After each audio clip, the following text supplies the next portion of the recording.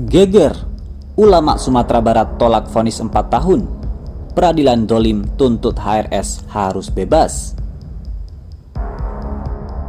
Mulai dari coba kita lihat, bukan di Indonesia saja, di dunia ini kita lihat, yaitu tidak ada satupun ulama di negeri ini ditangkap masalah COVID-19.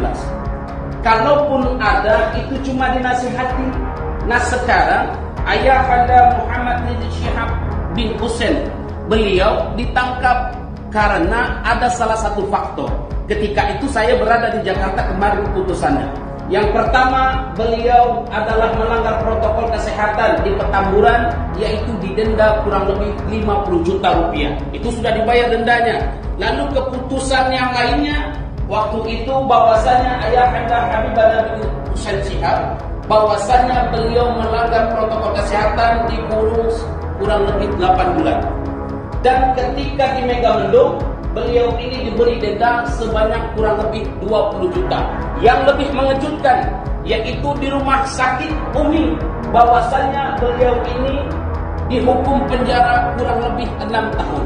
Ini bagi saya pribadi, mohon maaf cakap, beliau ini bukan korupsi, beliau ini bukan memakan uang rakyat, beliau ini adalah memperjuangkan rakyat. Beliau ini perkataannya begitu luar biasa, menyampaikan kebenaran ayat-ayat Allah. Masa beliau ini dihukum melebihi dari seorang koruptor? Seorang koruptor kelas kakap di negeri ini saja dihukumnya cuma 4 tahun. Apakah pemimpin di negeri ini adil? Padahal beliau, kita tahu sepak terjang beliau.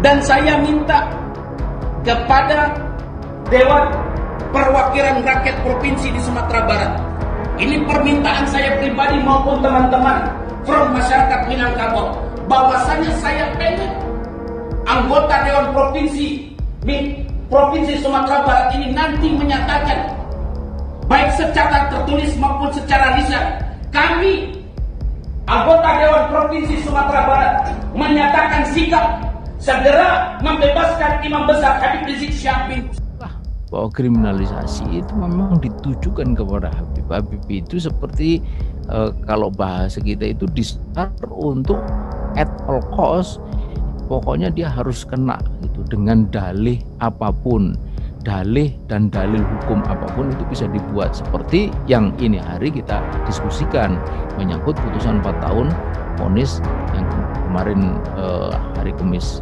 ditetapkan oleh Pengadilan Jakarta Timur, itu bahwa dia telah terbukti melakukan kebohongan yang menimbulkan keonaran, yang hanya gegara bahwa dia itu mengatakan dirinya sudah sehat. Nah, ketika kriminalisasi itu terjadi, maka hukum itu telah tidak berfungsi untuk menegakkan keadilan, tapi justru untuk menegakkan ketidakadilan. Hukum dijadikan sebagai alat untuk persekusi, untuk mempertahankan kekuasaan dan mengkriminalisasi atau mempersekusi lawan kekuasaan. Kan dengan pasal 160 yang ancamannya lebih dari 5 tahun. Ini aneh dalam hukum, secara hukum Indonesia kan hari ini aja gitu ya. Hari ini yang terjadi, yang seharusnya pasca reformasi lebih baik gitu. Tapi hari ini memang membingungkan buat kita gitu sekali. Bagaimana yang ini 1 tahun, ini 160 ini hukumannya lebih berat gitu. Padahal ini berdiri sendiri gitu. Kami sudah mengkritiknya. Kalau pasal buku kedua itu berdiri sendiri, itu tidak boleh dijungtokan dengan pasal apapun. Karena ini sudah dipidana sendiri, contohnya juga pidana sendiri. Jaksa mengatakan bahwa itu nggak apa-apa, itu nggak ada teorinya. Kalau kita belajar ini, saya bilang ini jaksa sekolahnya ada di mana? Kalau itu benar-benar dibenarkan oleh hakim itu sekolahnya di mana? Sampai kalau itu sekolah di tempat saya di Universitas Islam Indonesia Fakultas Hukum, saya mau bertanya dulu ngajar dosennya siapa? Kami akan berdebat lagi dengan dosen yang bersangkutan. Gitu. Akhirnya kan sistem hukum kita menjadi kacau gitu. Nah, saya bertanya, ini mestinya nggak layak untuk diterapkan. Saya katakan tidak layak. Cara melihat hukum sebagai peralatan politik gitu, dan semakin orang melihat fenomena hari ini tuh mempertontonkan bahwa hakim itu adalah skrup dari kekuasaan tuh. Jadi hal-hal semacam itu. Apalagi hakim dengan, dan kalau kita sambungkan lagi, memang hakim menginginkan minta maaf aja. Bahkan yang dihukum 1 tahun pun yang 2 itu disuruh minta maaf, gerasi aja. Loh, gerasi itu hanya berlaku minimal 2 tahun yang terbawa kalau hukuman jangan hukuman 2 hari ini minta gerasi pula. Jadi ini kekacauan, dan kita bisa baca itu kegelisahan dari hakim itu bahwa ini ada satu pemaksaan gitu.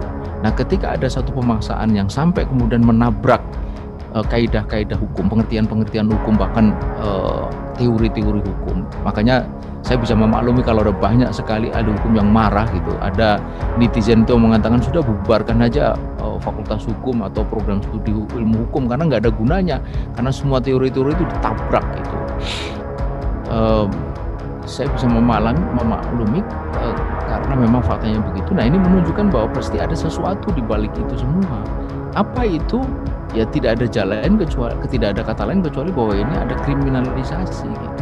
Kriminalisasi itu apa? Kriminalisasi adalah menganggap sesuatu yang bukan kriminal sebagai kriminal. Artinya, kami tetap meminta dan memohon doa serta dukungan kepada masyarakat, ya, umumnya para pecinta keadilan dan khususnya para umat Islam, ya, yang memang masih memiliki hati nurani, gitu kan, untuk sama-sama kita bergandengan tangan, memperkuat barisan untuk menegakkan keadilan, ya, kepada siapapun, terhadap siapapun, dalam kasus apapun, terutama dalam kasus penegakan hukum kepada proses hukum Habib Rizik Syihab dan kawan-kawan saat itu. Menurut saya yang kita butuhkan, ya, dukungan serta doa, karena memang yang kita lawan ini luar biasa kekuatannya, gitu kan. Jadi memang kita harus bersatu padu atas nama keadilan dan kebenaran.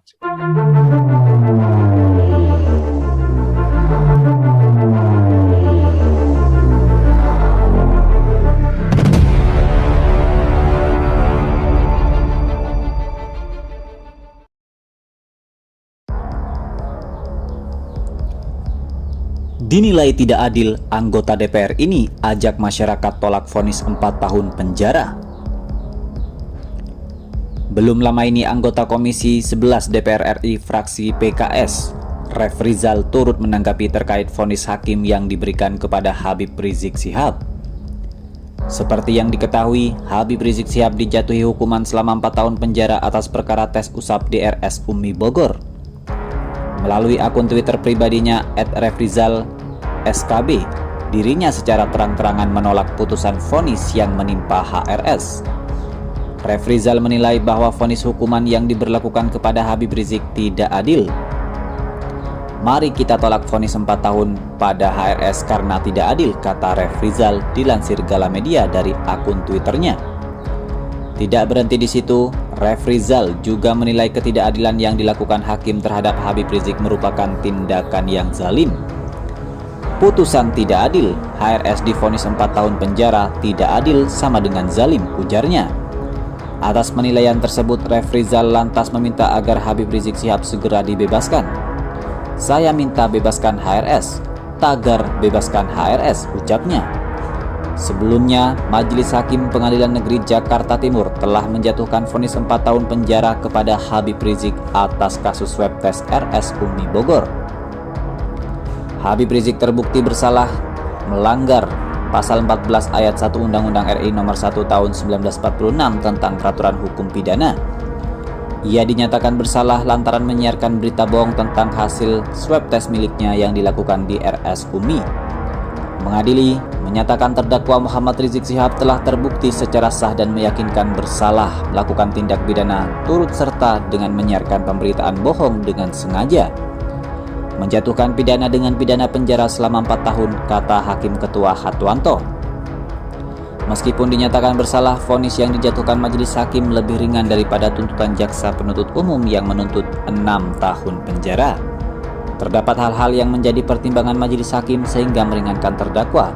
Salah satunya adalah perihal status terdakwa yang memiliki keluarga dan merupakan seorang guru agama yang dibutuhkan masyarakat.